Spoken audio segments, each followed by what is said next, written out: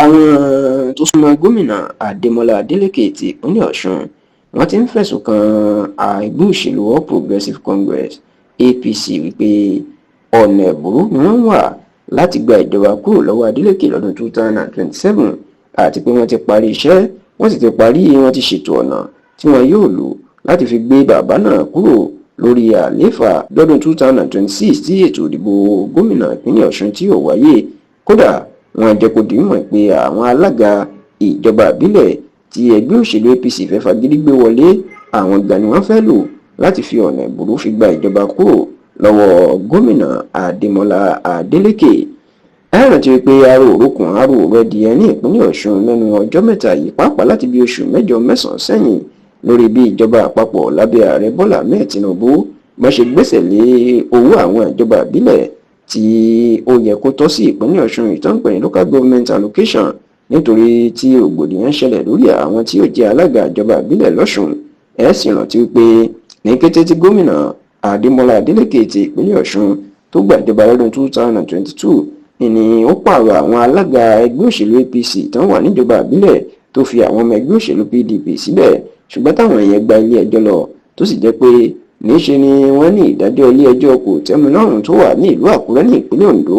ó ti dá àwọn láre páwọn ní kí àwọn máa ṣe ìjọba lọ. bẹ́ẹ̀ làwọn PDP náà yarí pé ilé ẹjọ́ sọ pé àwọn ní káwọn máa ṣe ìjọba ìbílẹ̀ lọ.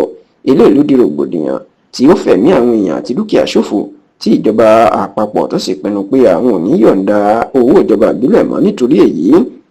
láti nǹkan bí oṣù mẹ́sàn-án sẹ́yìn ní ìjọba ìpínlẹ̀ Ọ̀ṣun kò ti rí owó gbà látọ̀dọ̀ ìjọba àpapọ̀ fún àwọn ìjọba ìbílẹ̀ èyí tó ti ń di rògbòdìyàn. ṣùgbọ́n ní báyìí o níṣe ni àwọn tó súnmọ́ gómìnà Adémọ́lá Adélékè má jẹ́ kó dìímọ̀ pé àṣírí ńlá tú sáwọn lọ́wọ́ pé àwọn APC wọ́n ti parí iṣẹ́ lórí bí wọn yóò ṣe lo àwọn alága ìjọba ìbílẹ̀ náà láti fi lé Adélékè. wọ́n ní èròǹgbà tí wọ́n ń lò báyìí òun ni bí wọn yóò ṣe dá àwọn alága ìjọba ìbílẹ̀ náà padà pẹ̀lú agídí tó sì ní owó tí wọ́n ti gbẹ́sẹ̀ lé ìyẹn owó ìjọba ìbílẹ̀ bí oṣù mẹ́sàn-án wọn ti parí ètò báyìí pé àwọn alága ọmọ ẹgbẹ́ òṣèlú APC ni wọn yóò san sákàǹtì wọn tó wá jẹ́ pé wọ́n ti la àwọn iṣẹ́ àkànṣe iṣẹ́ tí wọn yóò fi àwọn owó náà ṣe ní ìjọba ìbílẹ̀ wọn èyí tí yóò jẹ́ kí aráàlú máa wòye pé àwọn ọmọ ẹgbẹ́ òṣèlú APC ló ń ṣe dáadáa ju ọmọ ẹgbẹ́ òṣèlú PDP lọ láti jẹ́ kí aráàlú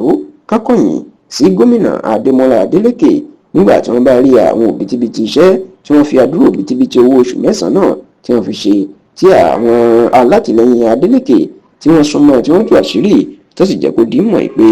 kí àwọn ọmọ Nàìjíríà àti àwọn alẹ́nulọ́rọ̀ kan tètè kìlọ̀ fún ẹgbẹ́ òṣèlú APC o pé kí wọ́n má ṣe sọ ìpínlẹ̀ Ọ̀ṣun kán má ṣe sọ di ogun rárá àti rárá.